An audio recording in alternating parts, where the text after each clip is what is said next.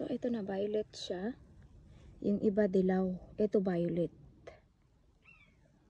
Ayan. Ganda ng kulay niya.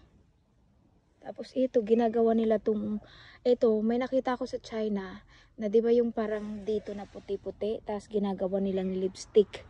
So, ito kaya, itong ano na to, pwede kaya ito? Di ba? Ang dami.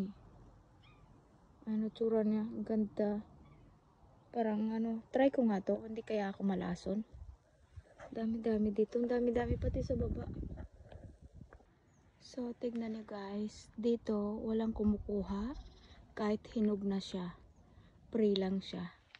Pero, sa supermarket, binibenta ito. Ayan, ang dami-dami.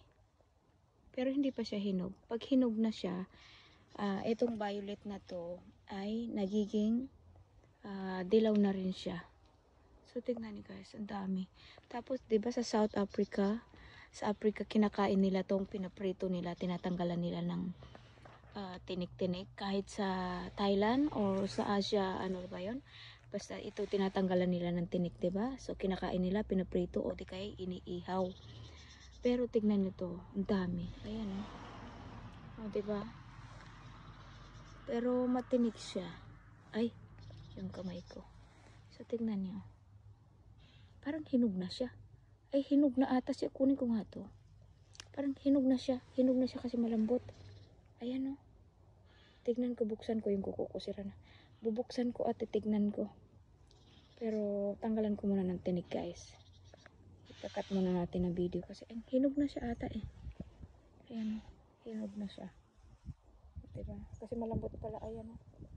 Pwede na ata to kainin. Kasi violet kasi ito eh. Tapos yung iba kasi sobrang lalaki. Ito hindi siya gaano lumalaki. So titignan natin to. Ha? Paano ko babidyohan to? Kasi may tinik na tinik yung kamay ko. Wait, tanggalan ko muna ng tinik. So ito na, violet siya. Yung iba dilaw. Ito violet. Ayan o. Ganda ng kulay niya.